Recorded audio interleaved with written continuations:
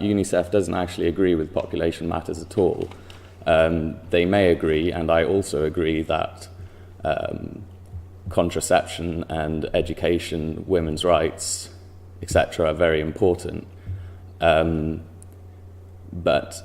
their objective isn't the same as population matters, the objective being to stabilize the population. I want to deal with probably the biggest difference here, which is the debate over whether we should focus on consumption or population. Well, Roger thinks both. I think we should focus on consumption, and I think population is essentially irrelevant to the discussion regarding the environment. Okay, so in the US, each citizen emits 19.1 tons of carbon emissions per year. The lowest emitting 90 countries only emit about 2 tons per person per year. That alone should give you some indication of where the problem really lies. The inequality of consumption and environmental impact is absolutely vast. It's also clear that the 90 lowest emitting countries also have the highest population growth. There are countless scientific papers with varying different types of stats which all paint the same picture.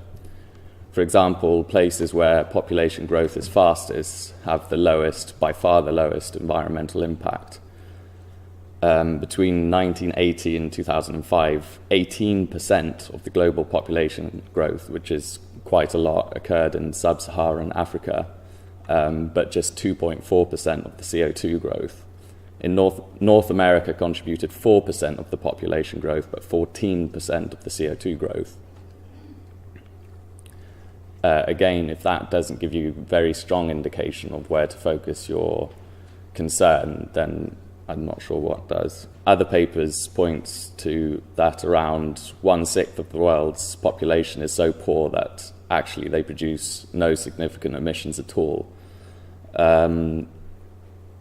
This is also the group of people whose growth rate is the highest. It's also important to distinguish inequality in countries, not just between countries. That also matters a lot. So, for example, wealthy people in Britain and the United States and France and Western world generally, those are the ones who are really damaging the environment, not so much working class people in Britain, for example.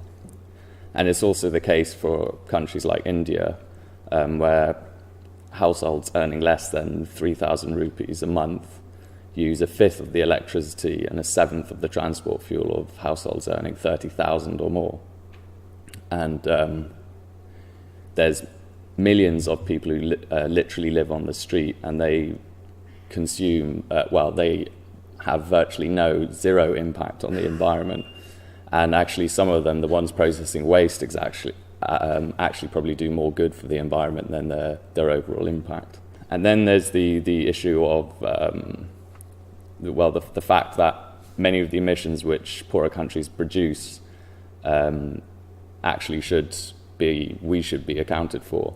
According to the government's climate change committee, 45%, so almost half of China's emissions, are produced creating products, mostly crap, for Western consumption. So to equally blame these countries for destroying the environment is incredibly naive, I guess. There's a Western company that I'm sure you're aware of called Royal Dutch Shell that's largely responsible for all of the major problems in Nigeria, not the poor black women who have a family of 6 kids in some village next to a river that's just been destroyed by an oil leak. And actually, here's a fact about Nigeria. Gas flaring by companies exporting oil from Nigeria has actually produced more greenhouse gases than all other sources in sub-Saharan Africa put together. So essentially, Royal Dutch Shell has produced, just by gas flaring, not by the actual consumption of the oil they take from Nigeria, but just by gas flaring, has done more environmental damage. You can forget about the oil spills and everything else. Just the gas flaring has done more environmental damage than the entire population of sub-Saharan Africa. A key UN report concludes, and I quote, "Even if zero population growth were achieved, that would barely touch the climate problem." That's a quote from the UN. And why do they say this? And that's a very important quote. They're basically saying that population has nothing to do with climate change.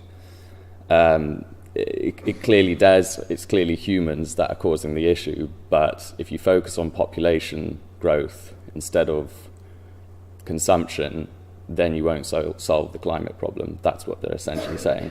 Why do they say this? Because they recognize that it's Western consumption, emissions, and historical emissions which is causing almost all of the changes to the climate.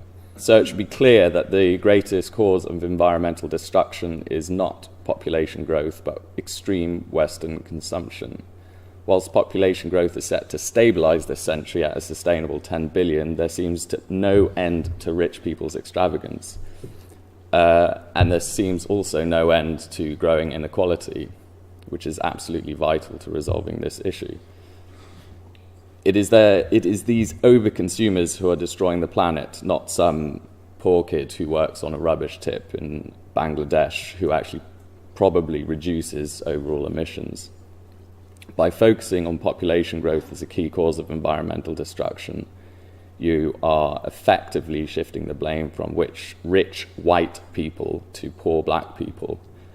If you then give rich white people the opportunity to offset their emissions by stopping poor black people having kids, which Population Matters has done before, forgive me, but I find that hard not to consider essentially racist.